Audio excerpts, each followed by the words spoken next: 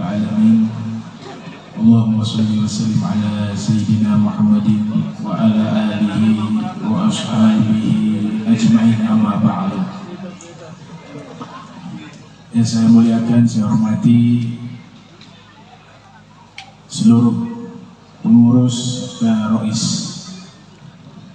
Nahdlatul Ulama di Subaim, wabil khusus Ki Abdul Ghafur, mata'anallahu ta'ala bituli hayati wa umrih wa nafa'ana bihi wa bi ulumihi wa amadana bi asrarihi fid darain, amin ya rabbal alamin. Yang saya muliakan para habaib, Al-Habib Fatir bin Faisal As-Sagaf, Al-Habib Fahmi As-Sagaf. Yang saya muliakan Bapak Kepala Desa, yang saya muliakan Dan Ramil, Wabinsa, kemudian dari Banser, dan seluruh Majlis Ta'lim, Fastabiqul Khairat, tim hadrah, dan ibu-ibu, bapak-bapak yang insya Allah dirahmati Allah Subhanahu wa Ta'ala. Ya, tadi Kiai Ghafur sudah menyampaikan, sebenarnya saya tidak mau bahas ini, cuma kepancing juga. Ya, secara jujur, ini yang bicara pakar DNA, sekolahnya doktor dalam masalah DNA. Jadi DNA kita ini sudah diteliti. Dulu di Amerika ada orang turunan Indian, diteliti DNA-nya, ternyata bukan orang Indian. Apa maksudnya?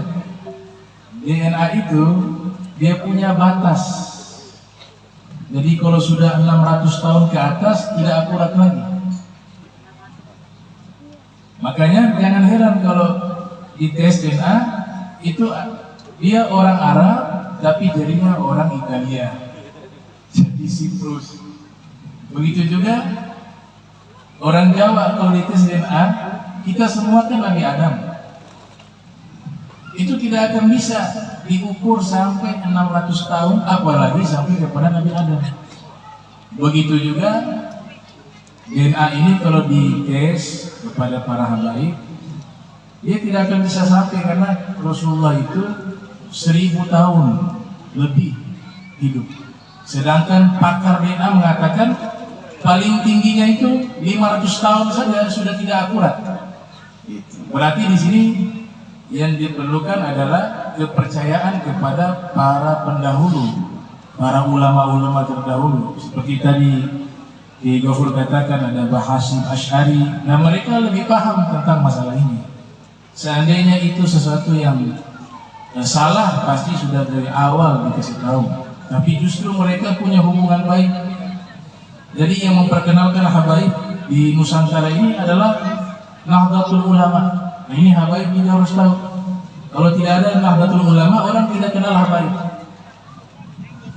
Nah, sebaliknya juga para habaib kita banyak yang berguru kepada para kiai, dan para kiai juga banyak yang berguru kepada para habaib. Ini hubungannya harmonis sejak dulu.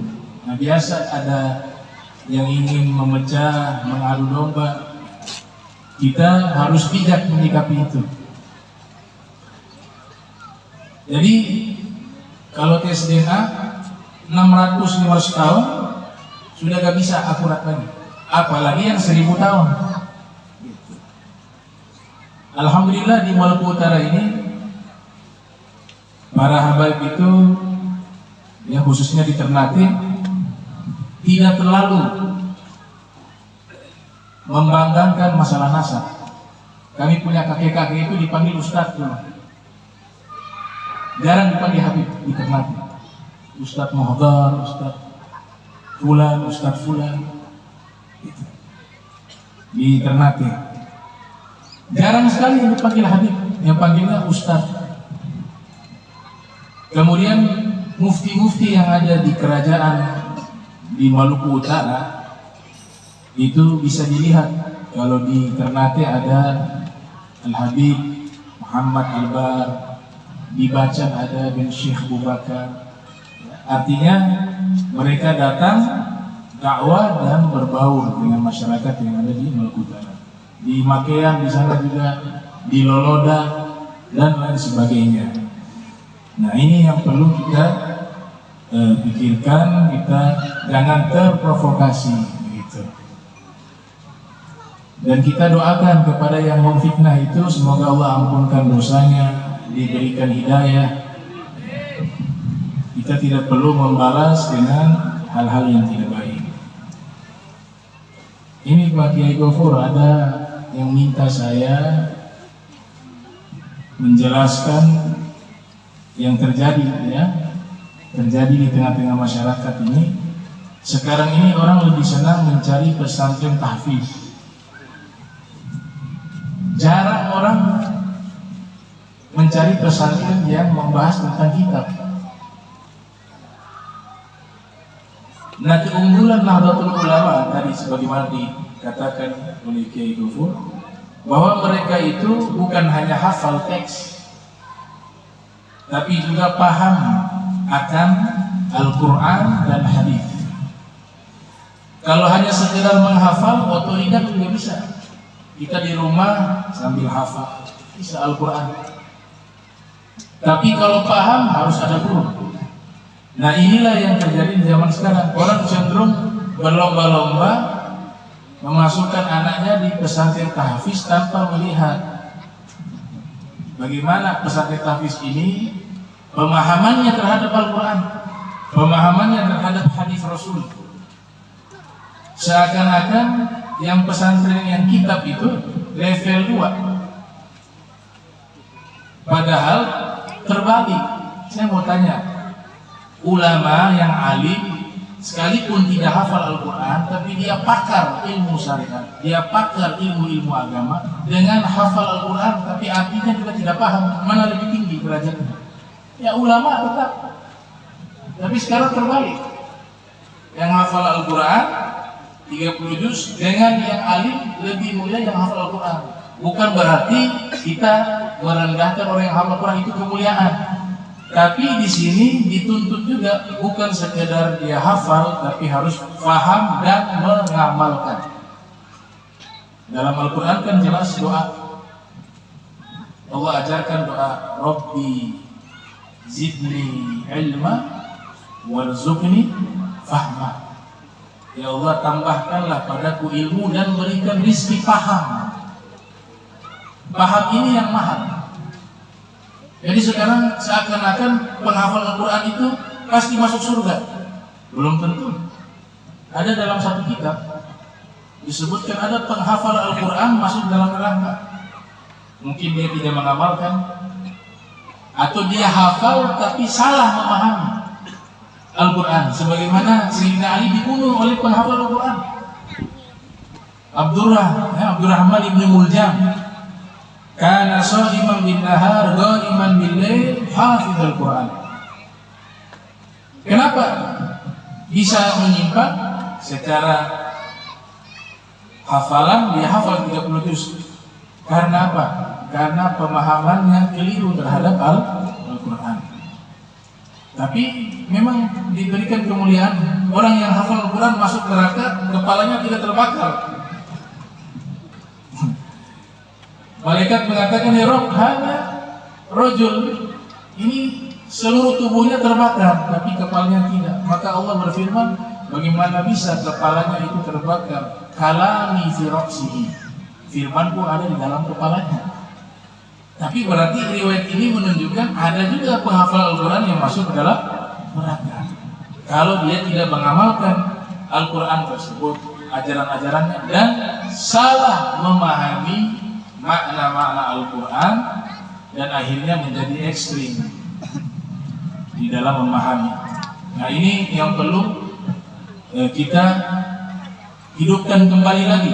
Tradisi bacaan kitab, belajar kitab, itu memahami Al-Quran dengan benar, apalagi di bawah naungan Nahdlatul Ulama yang memang bisa dipertanggungjawabkan sanad keilmuannya. Penghafal Al-Quran itu dalam beberapa riwayat memang disebutkan bisa memberikan syafaat. Pada riwayat Tirmidzi 10 orang dari keluarganya. Dalam satu riwayat 70 orang. Dalam riwayat yang lain itu 100 orang. Jadi kalau kita urut orang-orang yang diberikan fasilitas bisa memberikan syafaat di hari kiamat, yang pertama para nabi, para rasul, dan yang paling atasnya adalah Nabi Muhammad. Salafun yashfa'u yaumal qiyamah al-anbiya, thumma al-ulama, thumma syuhada. 3 golongan yang bisa memberikan syafaat di hari kiamat: para nabi, para ulama, kemudian para syuhada. Coba lihat urutannya. Para nabi dulu, syafaat paling terhebat. Setelah itu apa? Ulama. Yang terakhir syuhada. Padahal di dalam hadis riwayat Abu Daud yang lahir tahun 202 Hijriah, wafat 275 Hijriah, Rasul mengatakan yashfa'u syahid fi sab'in min ahli baitihi. Orang yang meninggal syahid di jalan Allah bisa memberikan syafaat kepada 70 orang dari keluarganya. Tapi level syahid ini di bawah ulama. Kalau ulama punya tidak ada tahdid. Syafaatnya nanti itu tidak dibatasi jumlahnya berapa. Tapi di atas 70, di atas 100. Sebagaimana yang dikatakan di dalam hadis riwayat Ahmad yang lahir tahun 164, wafat 241 Hijriah, di dalam Musnad, Allah katakan kepada para aulia, para solihin, para ulama yang mengamalkan ilmunya, idhabu ilan nar wa akhriju man wajadtum. Kalian masuklah ke dalam neraka, selamatkan siapapun yang kalian temui di dalam neraka.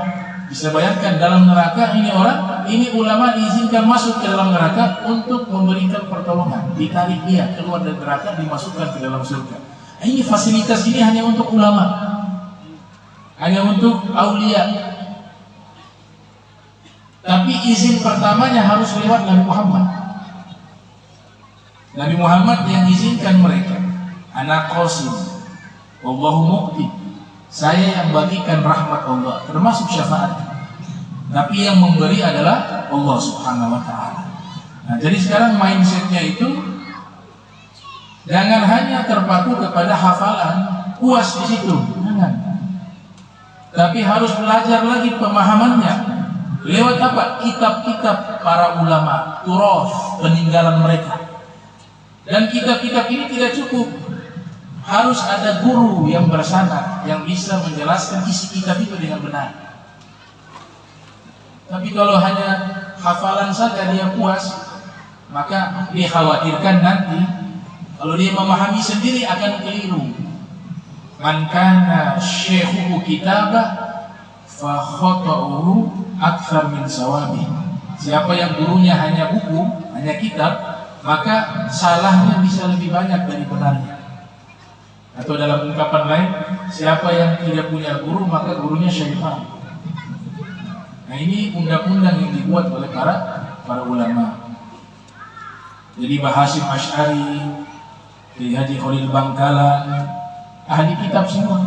Kiai Sarwani di Kudus, ahli qiraah, ahli kitab. Kalau di Maluku Utara, guru tua, dakwanya sampai ke timur, ya, dari Palu. Yang diajarkan apa? Kitab, hafal dan paham. Jadi kalau hanya hafal saja tidak cukup. Nah, ini yang kita butuhkan, perubahan mindset. Silakan masukkan ke pesantren tahfiz, tapi dicari pesantren tahfiz yang bisa mengajarkan juga pemahaman yang benar terhadap apa yang dihafal. Alhamdulillah, contohnya sudah ada di zaman kita. Dan ini termasuk saya bangga ya, dari Nahdlatul Ulama ada ulama-ulama yang hafal Al-Quran dan pakar kitab seperti Gus Baha. Saya juga secara sanad ilmunya sambung juga ke gurunya Gus Baha, almarhum Kiai Haji Maimun Zubair. Karena saya belajar ke muridnya Mbah Maimun langsung, namanya Ustadz Jinanur Rahmat, 6 tahun, kepada muridnya Mbah Maimun Zubair. Ini contohnya. Gus Baha hafal Al-Quran, tapi bukan sekedar hafal, paham kitab.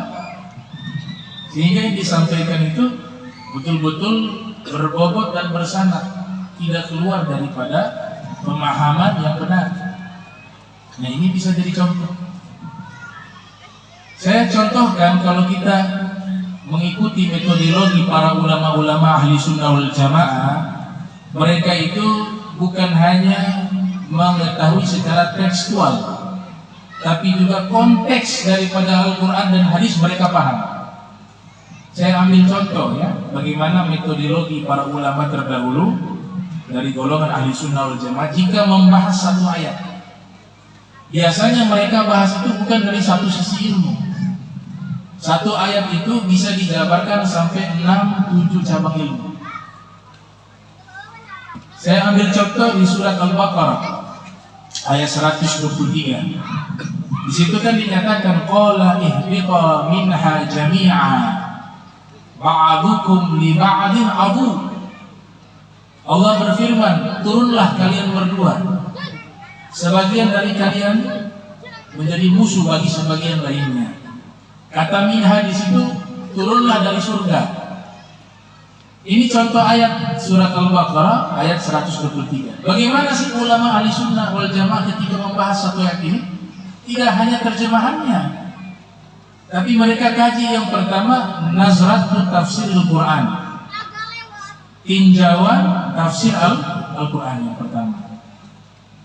Makna di sini mereka cari tahu yang Allah katakan turunlah kalian berdua, karena musanna kan ihbita minha dari surga jami'an. Itu siapa sih yang turun? Kalau hanya teks turunlah kalian berdua, tidak tahu yang berdua ini siapa.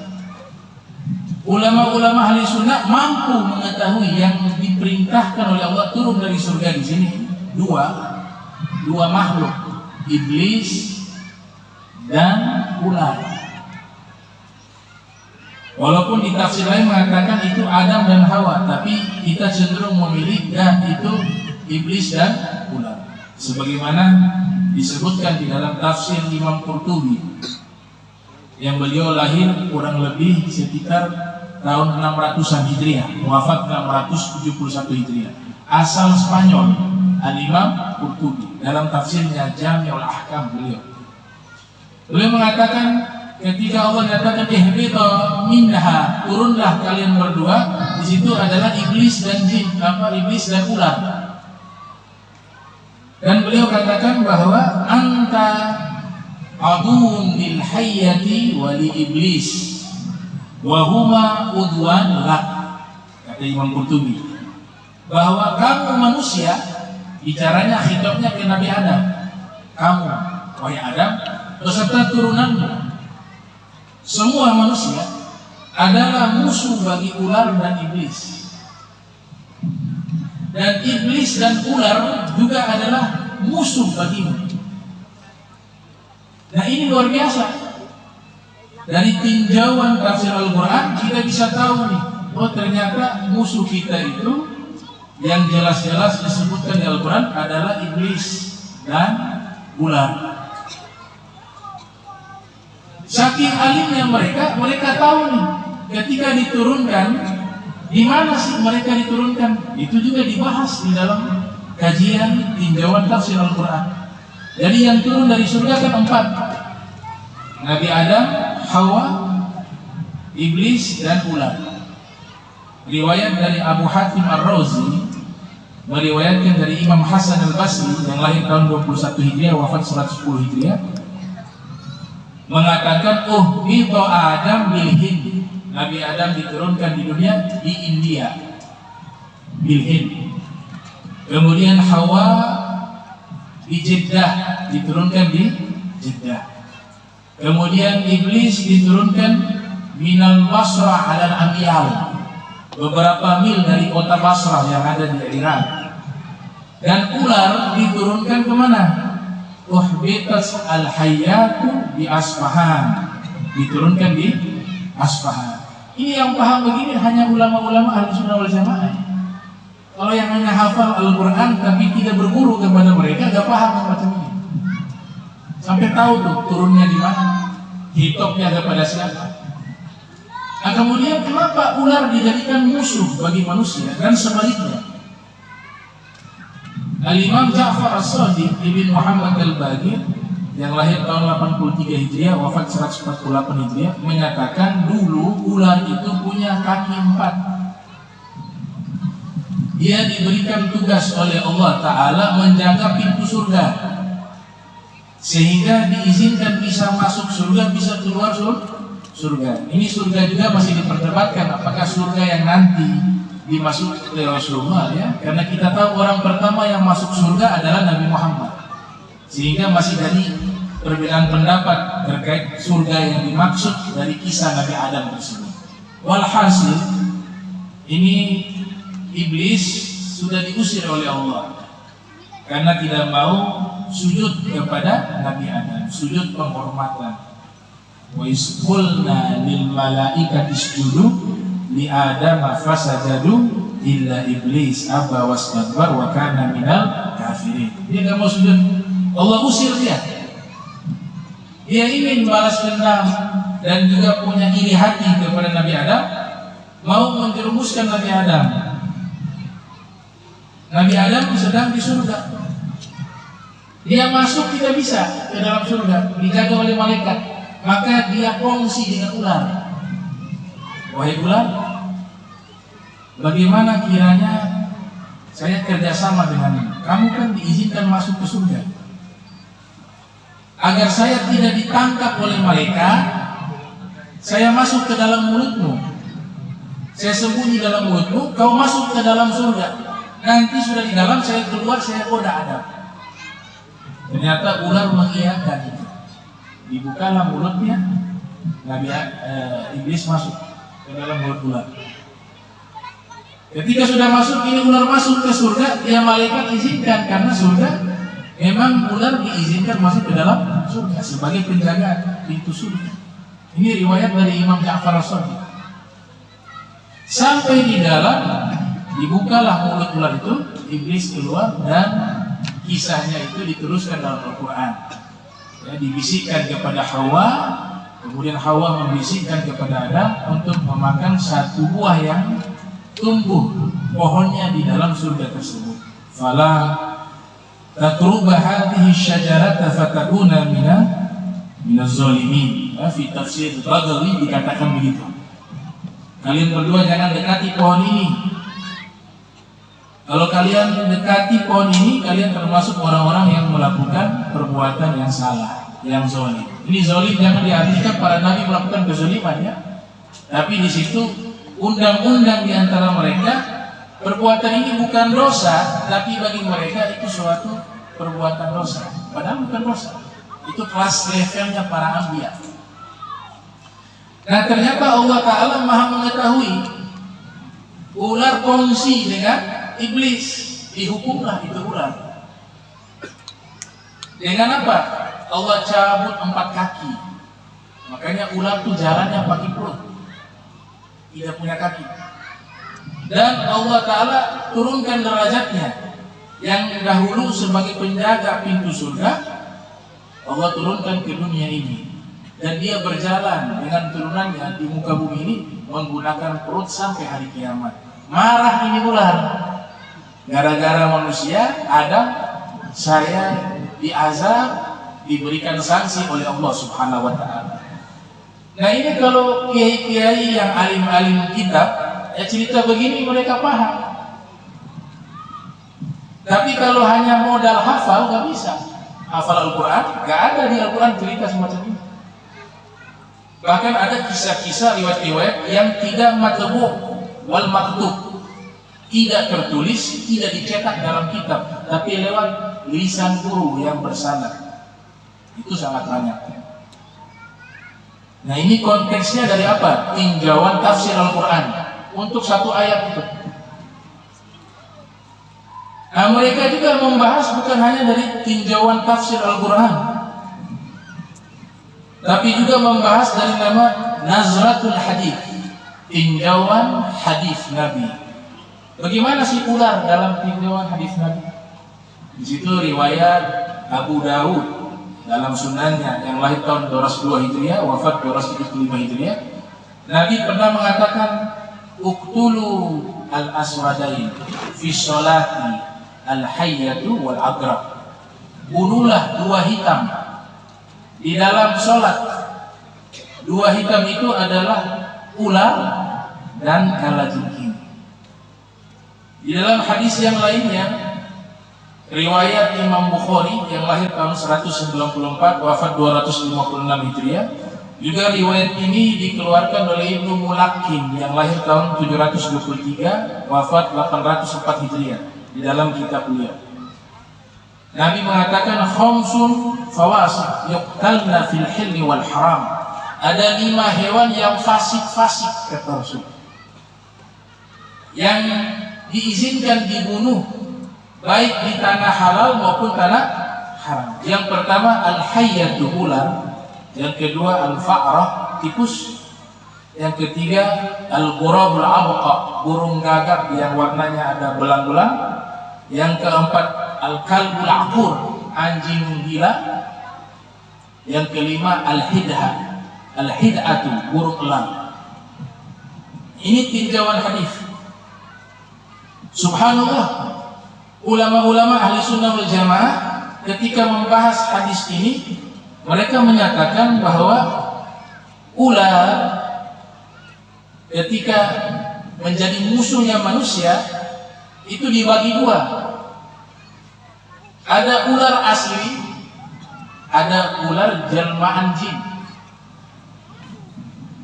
Ular asli dan jelmaan jin. Kita diajarkan doa. Ini doa ijazah di kitab Maslakul Akhyar karya Habib Utsman bin Yahya. Jadi kalau doa ini kita baca, insya Allah rumah kita itu tidak akan dimasuki oleh ular. Isi doa itu, ya arda rabbi wa rabbuki Allah, a'udzu billah min syarriki wa syarri ma fihi wa syarri ma yadiku alayki. A'udzu billah min asad wa aswad wa hayyat wa agrab wa min syarri ma walid wa ma walad wa min syarri walid wa ma walad wa min syarri walid wa ma walad wa min syarri sakinil balad. Ini doa semacam ini hanya ada di ahli sunnah wal jamaah. Hanya ada di ulama-ulama ahli sunnah wal jamaah. Kalau doa yang langsung dari Nabi, hadis, itu yang sering dibaca dari amalan sehari-hari para ulama-ulama, Nahdlatul Ulama, ada dalam ratib. Ini sebenarnya hadis dari Nabi dan ijazah langsung dari Rasul. Hadis riwayat At-Tirmidzi yang lahir tahun 209 Hijriah, wafat 279 Hijriah. Kalau doa ini kita baca di waktu sore 3 kali, maka Allah akan jaga sepanjang malam itu dari hewan buas termasuk ular. A'udzu bi kalimatillahi tammati min syarri ma khalaq. 3 kali dibaca. Dijaga kita daripada hewan-hewan buas. Kalau ularnya sudah terlanjur ada di dalam rumah, cara mengusirnya itu pakai doa. Ada 2 doa yang diajarkan oleh para ulama dan juga sanadnya bersambung kepada Nabi Muhammad SAW. Yang pertama, inna nas'aluka bi ahdi Nuh alaihi salam wa bi ahdi Sulaiman wala tu'dhina. Itu doa pertama untuk mengusir ular.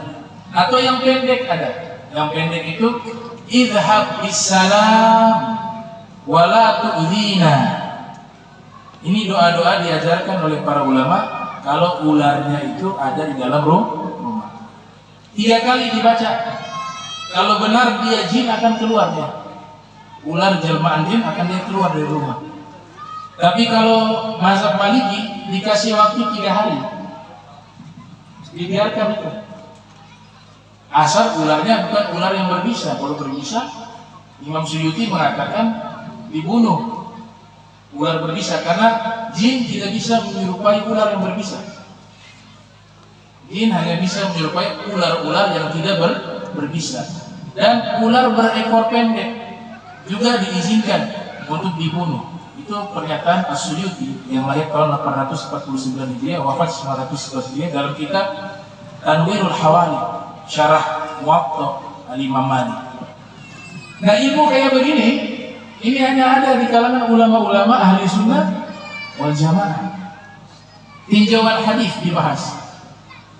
Tidak cukup mereka mengkaji satu ayat itu berdasarkan tinjauan tafsir Al-Quran yang pertama tadi, atau yang kedua berdasarkan tinjauan hadis Nabi. Ditambah lagi tinjauan ilmu zoologi.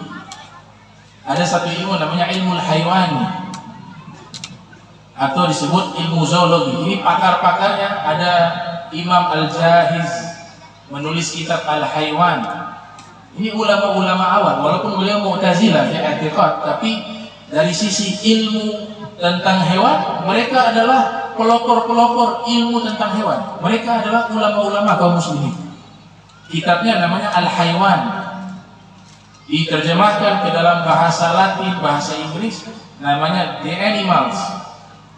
Di situ membahas tentang masalah hewan, tinjauan secara ilmu zoologi, bagaimana si ular itu ditinjau dengan ilmu zoologi. Ada juga Ad-Damiri menulis kitab Hayatul Haywanil Kubra, juga membahas tentang ilmu zoologi.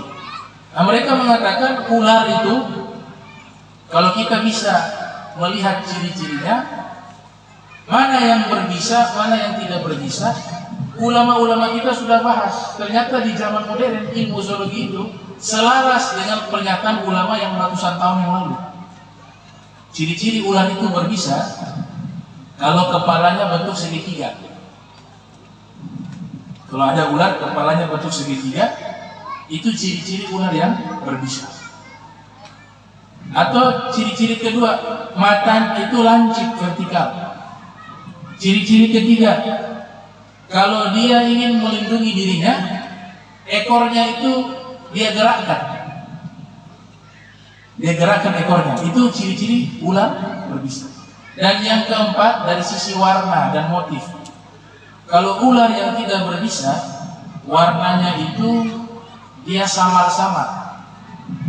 Tapi kalau ular yang berbisa, warnanya cerah.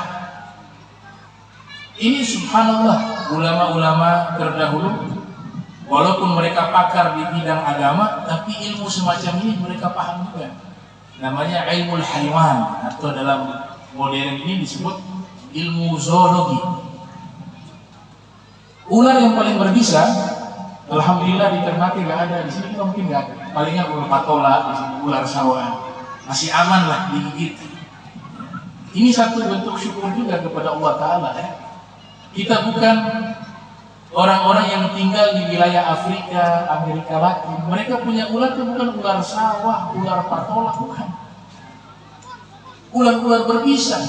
Bahkan dari sensus majalah tentang hewan itu mengatakan di Australia dan di Afrika itu setiap hari ada yang mati karena disengat oleh ular. Nah, ular yang berbisa, sebenarnya di Indonesia ini ada satu ular berbisa. Dia termasuk ular berbisa nomor 1 di dunia. Tapi untungnya nggak ada di darat, di laut. Ular yang warnanya hitam putih itu. Tapi jarang kita dapat berita ada orang digigit oleh ular laut yang hitam putih itu. Itu kalau digigit nggak sampai semenit meninggal. Tapi kenapa tidak ada kasus ini? Ternyata ular ini tidak agresif. Dia kalau lihat ada manusia justru dia menjauh, kecuali sudah diganggu. Nah, sehingga terjadinya korban jiwa itu tidak ada, jarang sekali. Tapi kalau kita tinggal di Australia, di Afrika, wah ini ular-ular daratnya banyak yang berbisa. Itu diteliti oleh ilmuwan ahli hewan. Ular yang berbisanya paling berbahaya di dunia nomor 1 namanya tapian. Dia ada di wilayah Amerika Latin. Kalau sekali gigit itu tidak sampai semenit meninggal, hitungan detik. Dia nomor 1. Ada di Amerika Latin, ada di Afrika. Yang kedua namanya mamba hitam atau black mamba.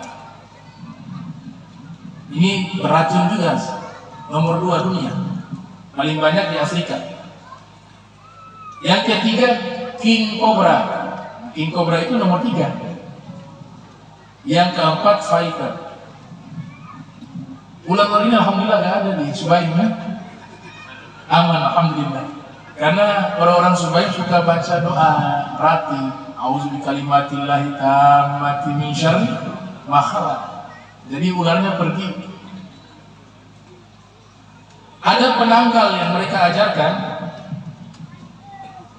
nanam bawang merah, bawang putih, serai, jeruk purut yang mengeluarkan aroma-aroma bau. Itu ular akan menjauh dengan mencium aroma-aroma tersebut. Dan dikatakan ada 200 spesies ular, kata Ad-Damiri. Dalam kosakata bahasa Arab, ular itu ada 200 kosakata. Bahkan dalam satu teori ada ular yang umurnya 1000 tahun. Sekali bertelur 80 butir telur. Kami teliti ular apa yang hidupnya 1000 tahun. Ternyata dalam satu teori ulama Islam bernama Imam Quzwini, dalam kitab Ajaibul Makhluqat wa Gharaibul Mawjudat, beliau termasuk ulama yang meyakini ada ular di zaman dahulu yang umurnya 1000 tahun, yang disebut dengan bahasa Arabnya tininun, naga. Itu diceritakan ular naga itu punah di zaman Nabi Musa. Nabi Musa yang membunuh naga tersebut dengan tongkatnya. Ini keyakinan teori dari Al-Quzwini dalam kitab Ajaibul Makhluqat wa Gharaibul Mawjudat. Nah, ular yang ini dia adalah ular naga yang umurnya bisa 1000 tahun. Nah, ini tinjauan ilmu zoologi. Jadi luar biasa ulama ahli sunnah kalau bahas, ada tinjauan tafsir, tinjauan hadis, tinjauan ilmu zoologi. Tidak cukup di situ, mereka bahas juga dari sisi tinjauan al-lughah al-arabiyah, bahasa Arab. Di Al-Quran itu kata ular atau lafaz ular itu Allah sebutkan hanya 5 kali. Dan ceritanya berkaitan dengan Nabi Musa. Kayak saya katakan tadi, Nabi Musa itu punya kaitan dengan naga. Naga itu punah karena warga ini meminta bantuan kepada Nabi Musa bahwa yang digambarkan itu persis mengeluarkan api dari mulut, bentuknya begitu besar, fisiknya bersisik seperti ular dan seterusnya, seperti sisik ikan. Itu digambarkan dalam kitab Ajaibul Makhluqat. Maka Nabi Musa dengan tongkatnya itu, kita ketahui tongkat Nabi Musa kan mukjizatnya bisa berubah jadi ular. Dipukul dengan tongkat itu, naga itu mati. Inilah naga terakhir yang hidup di dunia, punahnya di zaman Nabi Musa. Menariknya, kata ular itu Allah sebut dengan 3 kosakata dalam Al-Quran, 5 kali. Ular itu disebut dalam Al-Quran hanya 5 kali. Di surat Toha, di surat Al-A'raf, di surat Asy-Syu'ara, di surat Al-Qasas, dan di surat An-Naml. Satu kata ular disebut dengan hayyatun. Itu ceritanya Nabi Musa bawa tongkat, kemudian Allah ingin tunjukkan kepada Nabi Musa mukjizat. Lempar tongkat itu akan berubah menjadi ular. Itu maksud dari firman Allah dalam Al-Quran surat Toha. Qala alqiha ya Musa fa idza alqaha, qala alqiha ya Musa fa idza alqaha fa idzan hiya hayyatun tas'a. Lemparlah itu tongkat, fa idza hiya hayyatun tas'a, dia akan menjadi ular yang bisa berjalan. Kata hayatun di situ ularnya kecil, tidak besar. Qala alqiha ya Musa, lemparkan tongkat itu. Maka dilempar oleh Nabi Musa, fa idza hiya hayatun tas'a. Di ayat yang lain Allah sebut ular dengan kata thu'ban. Thu'ban. Alqa asahu fa idza hiya thu'banun mubin. Lempar tongkat tersebut berubah jadi ular. Kalau thu'ban ularnya besar. Kenapa? Karena Allah ingin membuat itu ular menjadi besar untuk memasukkan rasa takut ke dalam hati Fir'aun. Karena waktu itu kan Fir'aun tantang, dipanggil para penyihir, dilempar tongkat jadi ular. Tongkatnya Nabi Musa berubah jadi ular yang besar untuk bisa menelan ular-ular penyihir tersebut. Dan juga ular yang besar ini membuat Fir'aun menjadi takut. Itu 2 kali disebut Thu'banun mubin. Di ayat yang lain disebut ular dengan kata jan.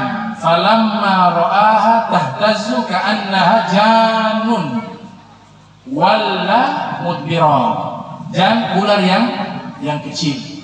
Nah, ini tinjauan bahasa. Tinjauan bahasa. Nah, ulama ahli sunnah juga kalau membahas bukan hanya dari sisi tinjauan tafsir, hadis saja, ilmu zoologi atau tinjauan bahasa, mereka juga bahas dari tinjauan ilmu fikih. Bagaimana sih hukum kita membunuh ular? Itu dikaji oleh para ulama.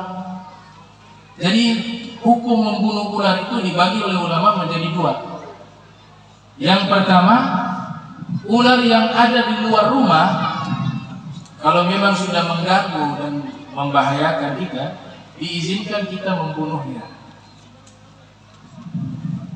Tapi kalau ular yang di dalam rumah, disinilah menjadi perbedaan pendapat. Ada riwayat sahabat bernama Abu Sa'id Al-Khudri dengan Abu Sa'id. Ini riwayat Muslim dalam sahihnya yang lahir tahun 204 Hijriah. Jadi Abu Sa'id datang ke rumah Abi Sa'id Al-Khudri. Abi Sa'id Al-Khudri lagi sholat. Datanglah Abu Sa'id karena menunggu Abu Sa'id Al-Khudri sholat. Nah, beliau duduk sambil menunggu di dalam rumahnya Abu Sa'id Al-Khudri. Di bawah kasurnya Abu Sa'id Al-Khudri terdengar ada suara. Ternyata dilihat ada ular di bawah kasurnya Abu Sa'id Al-Khudri. Dia ingin membunuh ular tersebut. Abu Sa'id Al-Khudri dalam sholatnya mengisyaratkan untuk duduk. Maka duduklah Abu Sa'id ini. Yang satu namanya Abu Sa'id, yang satu namanya Abu Sa'id.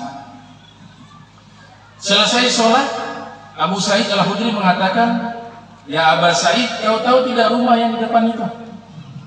Milik pemuda orang Madinah. Dulu di perang Khandaq, ia izin kepada Rasul untuk kembali pulang ke rumahnya. Nabi mengatakan, kau bawa tombakmu ini. Saya takut nanti ada orang Yahudi Quraisy menyerang dirimu."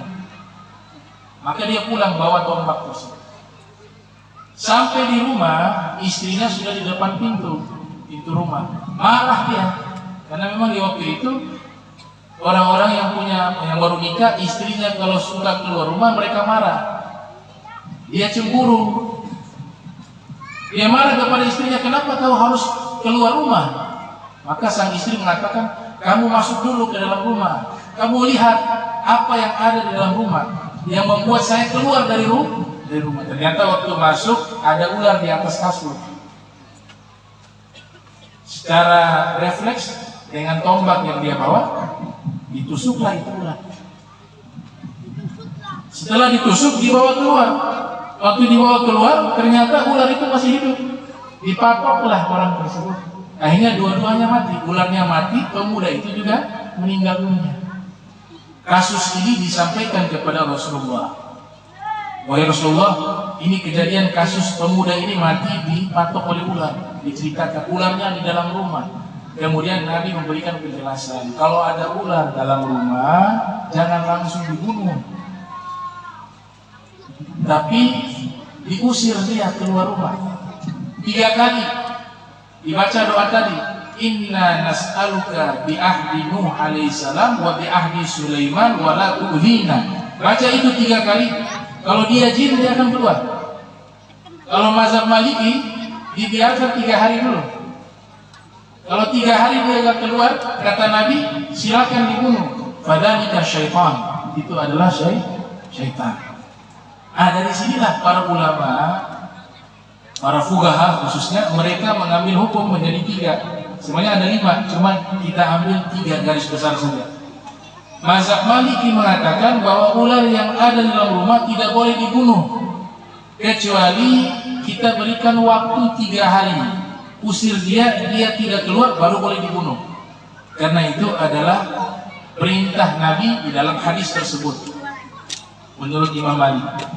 Tapi kalau menurut mazhab Hanafi, ular yang di luar rumah maupun di dalam rumah boleh dibunuh, karena perintah membunuh ular dalam hadis secara umum, uqtulu al-aswadain fi sholati al-hayyat wal agrab, bunuhlah 2 hitam baik di dalam sholat, yaitu ular dan kalajengking. Kata bunuhlah di sini tidak dibatasi oleh Nabi, mau dalam rumah ke di luar rumah.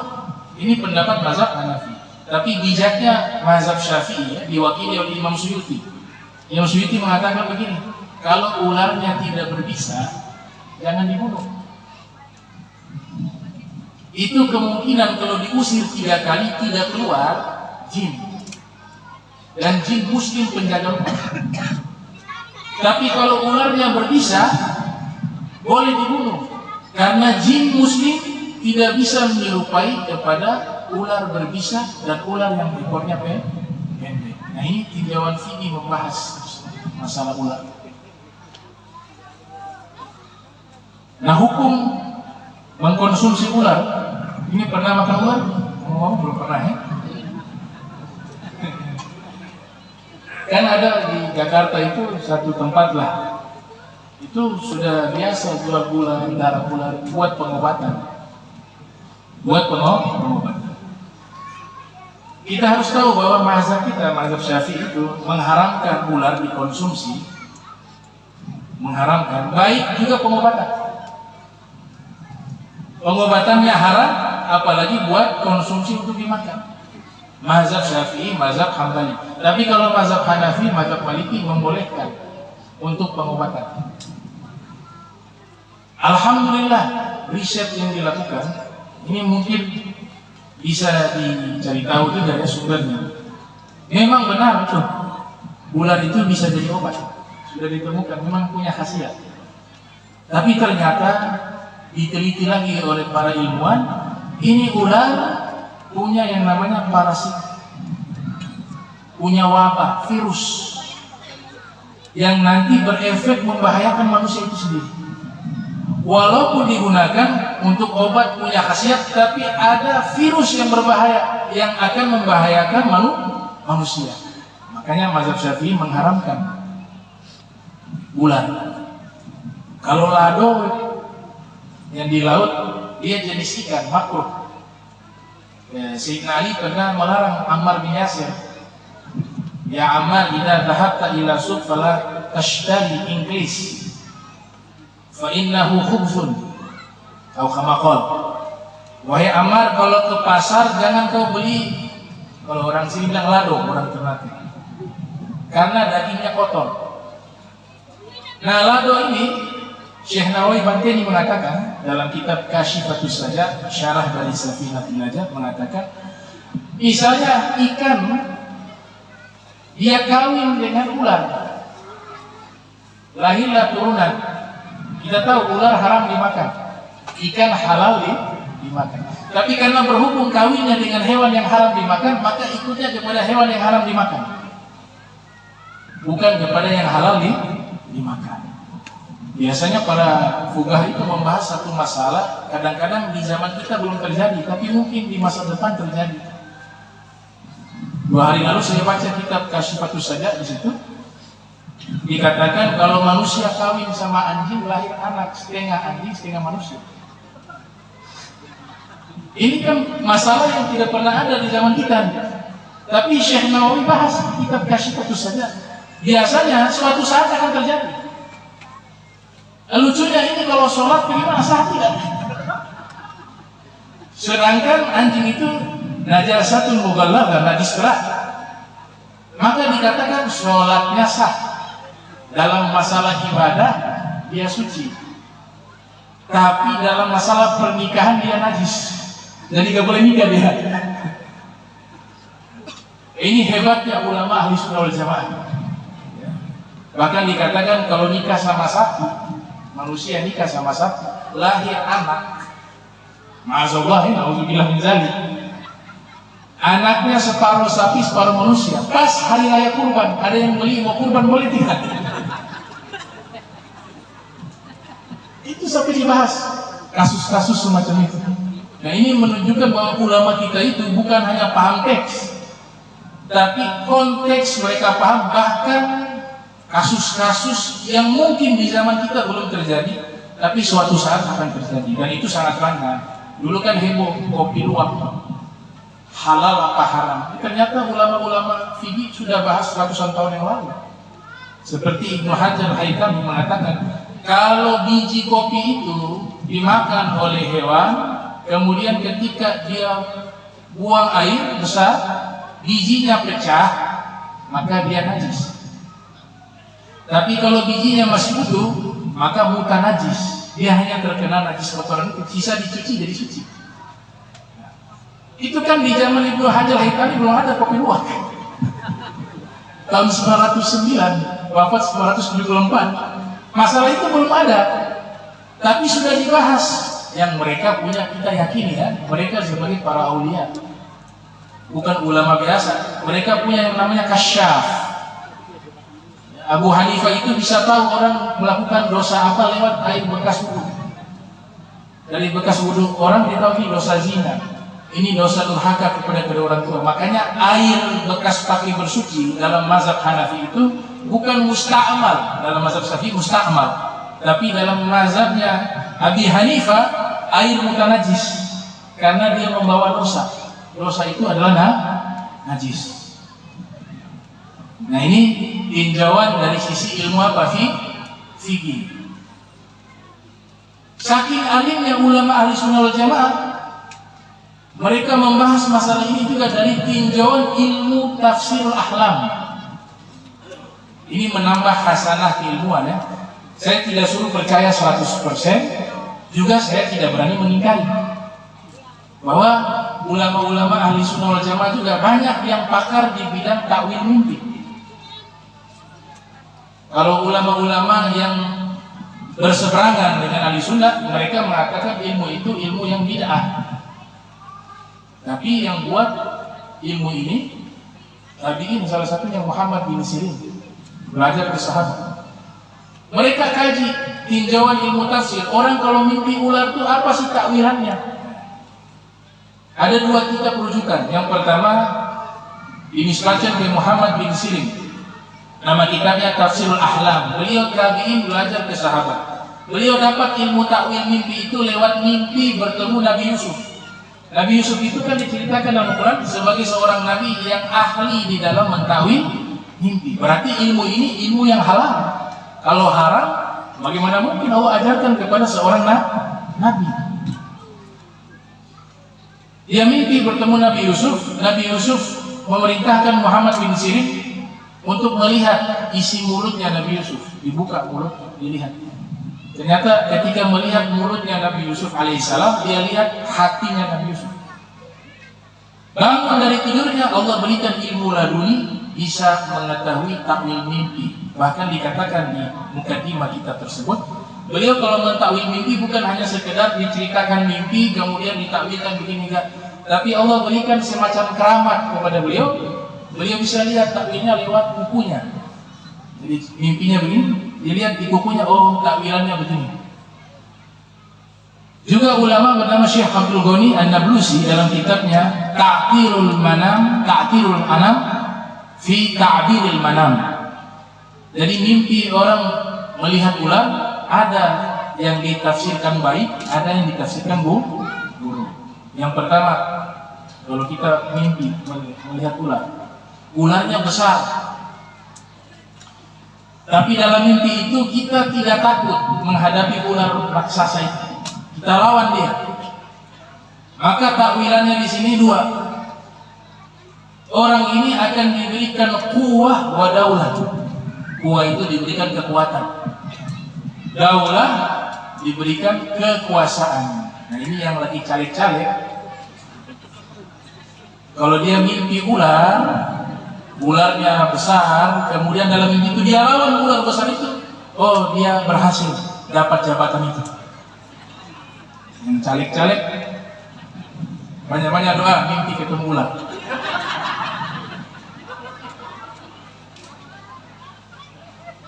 Mimpi yang kedua tentang takwilan mimpi ular, kita mimpi ular kita masukkan ke dalam rumah kita. Jadi ada ular, kita bawa ini ular, dipegangkah itu, kita masukkan ke dalam rumah kita. Maka takwilannya adalah ada musuh yang ingin membahayakan diri kita. Baik itu musuh ini disebut musuh yang sangat dekat dengan kita, maksudnya kerabat bisa jadi juga. Tapi saya katakan tadi, jangan percaya juga, ini hanya menambah hasanat ilmuwan saja. Percaya 100% jangan, mengingkari juga jangan, tambahan-tambahan saja untuk pengetahuan. Kalau mimpi ular tadi yang tidak baik, jadi memang dalam ilmu takwil mimpi kadang-kadang menurut kita baik, ternyata takwilannya tidak baik. Kalau menurut kita malaikat yang masuk ke dalam rumah, dalam mimpi kita lihat malaikat masuk ke rumah kita, pasti semua ini pasti akan mentafsirkan, oh berarti kebaikan. Nah, kalau mimpi malaikat masuk ke dalam rumah, tidak lama ada maling masuk ke rumah kita. Makanya gak boleh sembarangan mentakwil mimpi, karena tidak semua yang terlihat baik artinya baik, dan tidak semua yang terlihat buruk artinya buruk. Dia ilmu, gak bisa sembarangan. Nah kalau mimpi kita membunuh ular, kemudian kita potong menjadi 3 bagian dalam mimpi tersebut, itu maknanya adalah nanti dia akan berkelahi dengan istrinya dan talak 3 istrinya.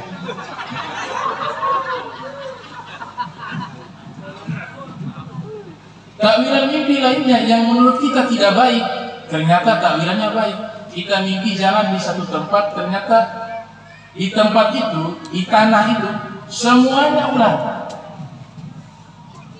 Tapi kita lewati itu sambil digigit sama ular, sepanjang jalan itu ular gigit kaki kita. Menurut kacamata kita tidak baik. Ternyata dalam ilmu takwil mimpi ini takwilan yang baik. Apa itu? Tidak lama dia dapat warisan, banyak dapat tanah. Ya. Tanahnya itu baik dikasih hadiah atau lewat warisan, suatu saat akan diberikan hadiah kepadanya tanah berhektar-hektar. Ada yang mimpi kencing laki-laki. Mohon maaf, waktu dia kencing keluar ular.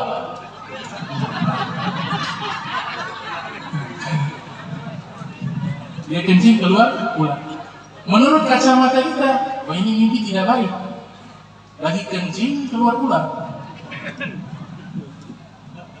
Ternyata dalam ilmu takwil mimpi tafsirannya baik. Artinya apa? Kalau dia menikah tidak lama lagi punya anak. Nah berarti apa? Gak boleh sembarangan mentakwilkan mimpi. Kadang-kadang kelihatan baik mimpinya, artinya tidak baik. Ada kalanya kelihatan tidak baik, justru sebaliknya takwilannya baik. Nah dan ini takwilan yang terakhir yang kami dapati di kitab Tafsirul Ahlam. Dia mimpi membunuh ular, tapi ularnya kecil, tidak besar. Ternyata ini takwilannya baik. Apa itu takwilannya? Kalau yang sudah menikah laki-laki, mimpinya membunuh ular kecil, nanti dia nikah lagi dengan gadis.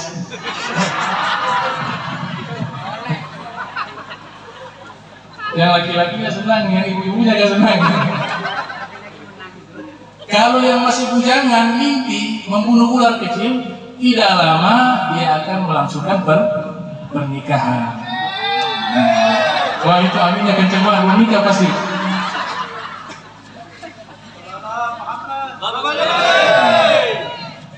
Ini saya ingin gambarkan bagaimana kaliber ulama-ulama ahli sunnah wal jamaah, apalagi di masa-masa keemasan Pak Hasyim Asy'ari, Khalil Bangkalan, dengan guru-gurunya Said Sato, Syekh Nawawi Banteni, Habib Salim bin Jindan, Habib Idrus bin Salim Al-Tufi.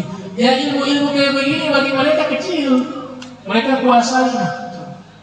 Dan ini satu keunggulan daripada ulama-ulama ahli sunnah wal jamaah yang menerima ilmu-ilmu tersebut. Selama ilmu itu manfaat, punya kebaikan, mereka akan ajarkan. Kalau ilmu itu tidak manfaat, ada mudarat, mereka tidak ajarkan. Nah, mereka dapat dari guru ke guru, dari sanad keilmuan yang garisnya sampai kepada Nabi kita Muhammad Sallallahu Alaihi Wasallam. Ya. Ini saya mau lanjut apa gimana nih? Tadi ular sudah, sekarang apa ya? Ibu-ibu sekalian yang saya muliakan, bapak-bapak yang saya hormati. Jadi kita harus kenali Nahdlatul Ulama ini alirannya apa sih? Kita tahu dengan sebutan Ahlus Sunnah wal Jamaah. Sekarang kita harus tahu apa itu Ahlus Sunnah wal Jamaah. Dan itu Bahasim sudah menetapkan di dalam qanun asasi.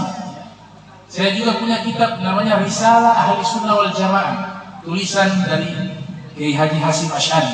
Dengan tegas dan dengan jelas beliau katakan bahwa Nahdlatul Ulama ini dia mengikuti aliran Ahli Sunnah wal Jamaah. Secara akidah ikut kepada Al-Imam Abu Hasan Al-Asy'ari yang lahir tahun 260 Hijriah, atau Abu Mansur Al-Maturidi. Secara fikih dia berada di dalam 4 mazhab yang diakui. Walaupun kita di Indonesia mayoritas itu ke Syafi'i, termasuk Nahdlatul Ulama. Tapi yang diakui itu 4, yaitu mazhab Hanafi, mazhab Maliki, mazhab Syafi'i, mazhab Hambali.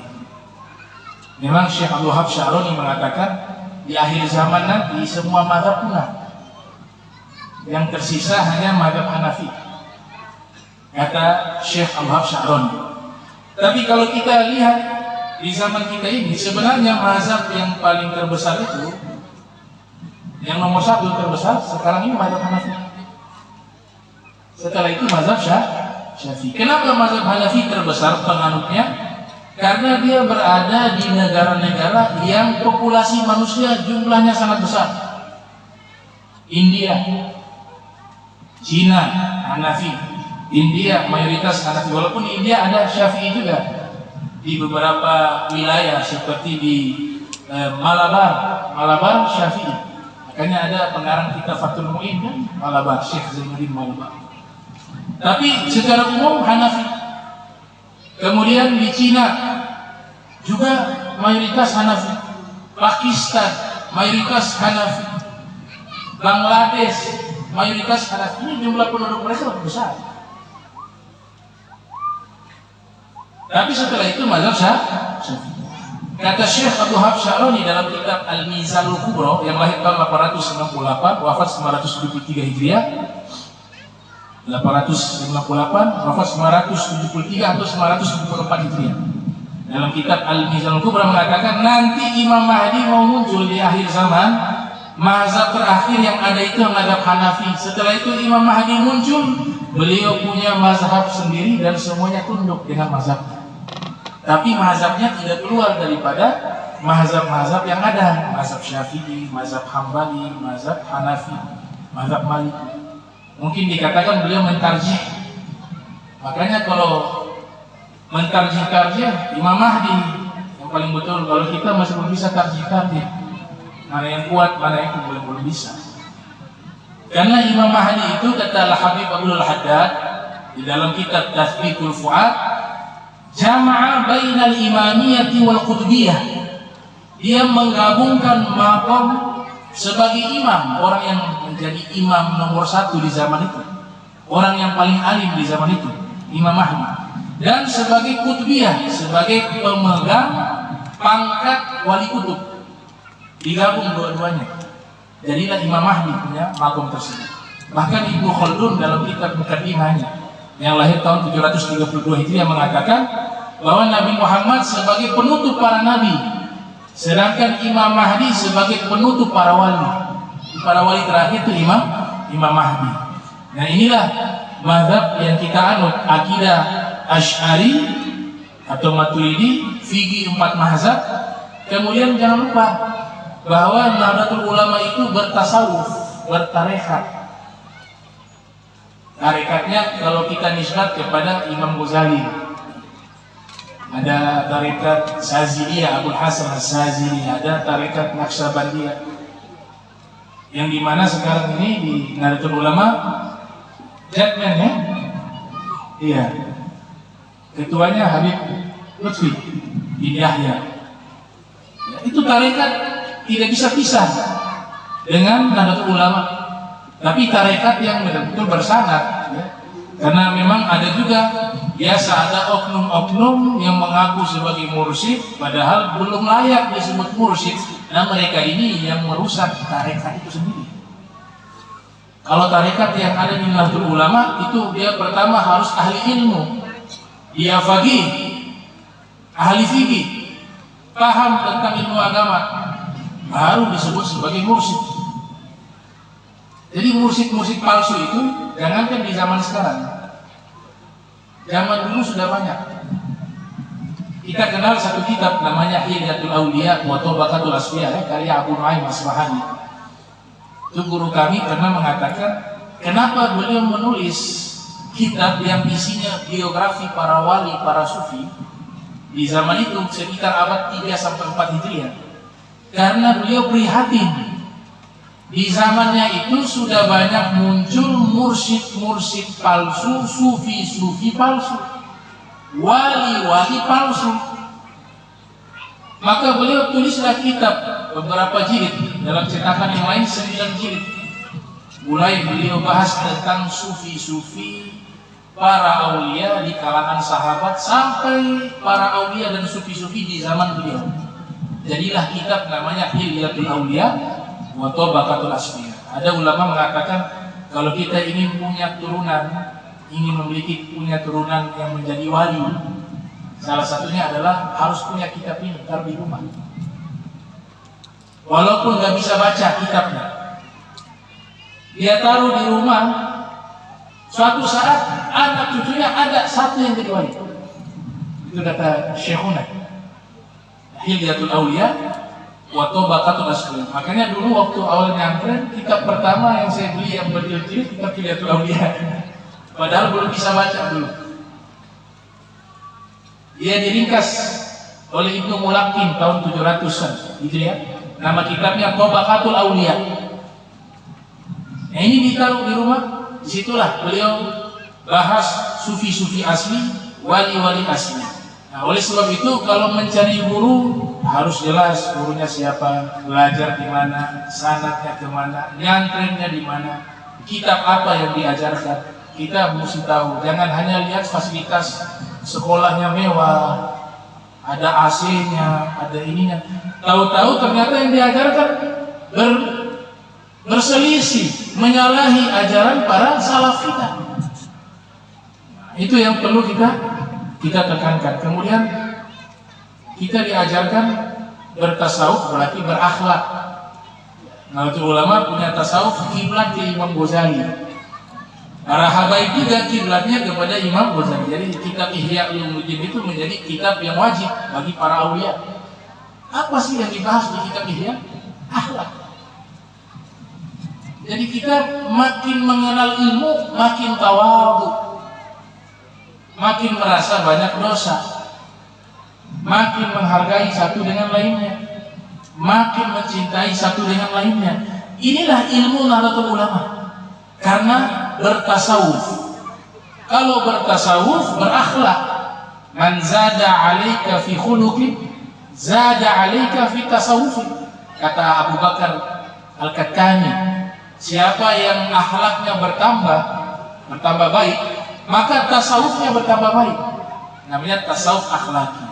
Nah, ini yang perlu kita kembangkan, kita hidupkan ajaran-ajaran dari Nahdlatul Ulama yang memang memiliki ajaran-ajaran yang komprehensif, baik dari akidahnya, fikihnya, muamalahnya, munakahahnya, muaqabahnya, dan akhlak, semuanya lengkap sudah ditetapkan oleh pendahulu kita, terutama pendiri dari Nahdlatul Ulama, Mbah Hasyim Asy'ari, dengan kiai-kiai lainnya yang jumlahnya sangat banyak.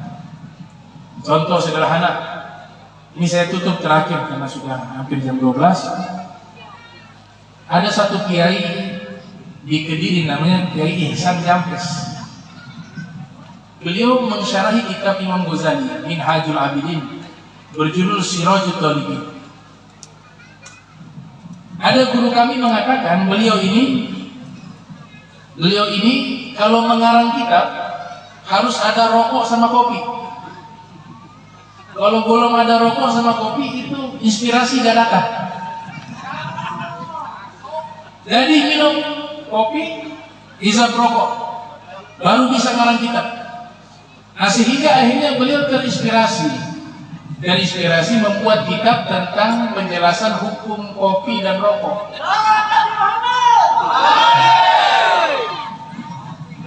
Tapi nanti masih ada lanjutan penjelasannya. Nama kitabnya Fathul Ikhwan, Tuhfatul Ikhwan fi Syarh Ahkamil Qahwati wa Dukhan. Ya, itu ya.